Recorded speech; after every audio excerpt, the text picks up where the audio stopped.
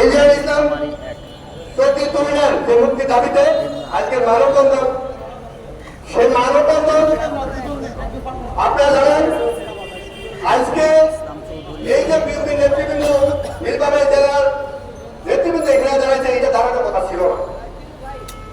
যখন আওয়ামী লীগ দেশবাদ স্বৈরাচার পতন হয়েছে, এই মামলাগুলো শেষ হয়ে যাওয়ার কথা ছিল, কিন্তু বর্তমান যে সরকার তারা মামলাগুলো ঝুলিয়ে রেখেছে। এই মামলাগুলো তারা কিন্তু শেষ করে দেওয়ার কথা ছিল। যদি আওয়ামী লীগ বেশিরভাগ এবং অবৈধ সরকারের আমলে মিথ্যা মামলা দিয়ে থাকে, বর্তমান সরকারের দায়িত্ব ছিল এই মামলাগুলো একদিনের মাধ্যমে সকল মামলাগুলো বাতিল করে দেওয়া। কিন্তু মামলাগুলো বাতিল না করে সরকার বলেছে এটাকে ঝুলিয়ে রাখবে। সরকার সুবিধা দিলে সরকার নিজের মামলাগুলো কিন্তু প্রত্যাহার করে দিল। বর্তমান উপদেষ্টা মামলা প্রত্যাহার করেছে, অনেকে মামলা প্রত্যাহার করে নিয়েছে, কিন্তু বিএনপির নেতা কর্মীদের যাবে যে মামলা, সেই মামলা কিন্তু আজও প্রত্যাহার হয়। আমরা এটাতে একটি ষড়যন্ত্র বলতে পারছি, আমরা এটাতে একটি ষড়যন্ত্র রাষ্ট্রবিরোধী ষড়যন্ত্র বলতে পারছি যে বিএনপির নেতা কর্মীদেরকে ভিতরে মামলা প্রত্যাহার না করে তাহলে বিএনপির নেতৃবৃন্দ আমরা তো অপকর্ম করবো, তার বিরুদ্ধে কথা বলবে না ভয় না। গত 17 বছর আওয়ামী লীগ ফেসিস্ট শেখ হাসিনার বিরুদ্ধে বিএনপির নেতা কর্মী রাজপথ ছেড়ে যায় না। এবং ওই 14 বা 15 দিনের আন্দোলনে সরকার পতন হয় না। সরকার পতন হচ্ছে 17 বছরের আন্দোলনে, 17 বছরের আন্দোলন 3 দিন যে সরকারের পারমিশন আন্দোলনে একটি অবস্থান দাঁড় করেছে। সামনে ছাত্রদেরকে সামনে রেখে সে আন্দোলন আমরা ধাক্কা দিয়ে সরকারকে পতন করেছিলাম। আমি সেই রাজপথের সাক্ষী। বাংলাদেশে সবচেয়ে বেশি যে জায়গায় আন্দোলন হয়েছে সেটা যাত্রাবাড়ি, সোনিয়াটা, রায়বাগ, সাইনবোর্ড, সেই জায়গার দায়িত্ব আমি বিএনপির পক্ষ থেকে এবং মিডিয়ার দায়িত্ব থেকে আমি ছিলাম। সেই জায়গায় দেখছি আন্দোলন কেনা ছিলেন, ওইখানে ছাত্রদলের প্রেসিডেন্ট আন্দোলনের নেতৃত্ব দিয়েছিলেন। বিএনপির নেতা কর্মী সাধারণ মানুষের সেদিন আন্দোলন ঝাঁপিয়ে পড়েছিল। সেদিন કોઈ বৈষম্য কেউ নেতা কর্মীরা সেখানে আন্দোলনের দায়িত্ব পালন করে না। বুঝতে হবে বাংলাদেশ সরকার কেন নেতৃত্ব হয়েছে। আমি অতি শীঘ্রই এই তুলনায় মুক্তি দাবি করছি, অতি শীঘ্রই তার মামলা প্রত্যাহারের দাবি করছি।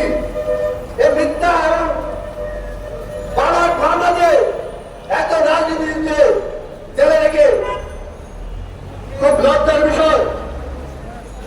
সে আওয়ামী লীগের শেখ হাসিনার অবস্থা আমরা দেখতে পেরেছি আবারও বাংলাদেশে। আমরা একটু বলতে চাই যারা আজকে বিএনপির বিরুদ্ধে কথা বলেন, বিএনপির নেতৃবৃন্দের বিরুদ্ধে কথা বলেন, আপনার জানা উচিত বিএনপি দেশের প্রতিষ্ঠাতা জিয়া রহমান যদি স্বাধীনতা ঘোষণা দিত বাংলাদেশ স্বাধীন হতো না। বিএনপি নেত্রী বেগম খালেদা জিয়া যদি গণতন্ত্র প্রতিষ্ঠা না করতো এদেশে গণতন্ত্র শব্দটা থাকতো না।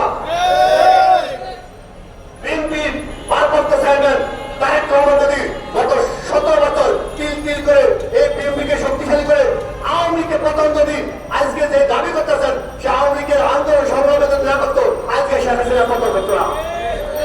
আপনার জানা উচিত আপনারা এক দফা ঘোষণা করছেন 25 তারিখের পরে গিয়ে, আর এক দফা ঘোষণা করছে তারেক রহমান 2023 সালে। আপনাদের এক দফার সাথে তারেক রহমানের এক দফা কোনো মিল হয় না, কারণ তারেক রহমান আপনাদের অনেক আগে বর্তমান যে ব্রিটিশ শেখ হাসিনা সরকারকে পতনের জন্য এক দফা ঘোষণা করেছিল। ভাই আপনার তো সরকার পত্রে আন্দোলন আসেন না, আপনার নিজেদের দাবি আদায় করার জন্য আপনারা আপনাদের দাবি দেওয়া নিয়ে সরকার পত্রে আন্দোলন করেছে বিএনপি এবং রাজনীতিবিদরা। আপনারা আপনার সরকার আন্দোলন করেন না।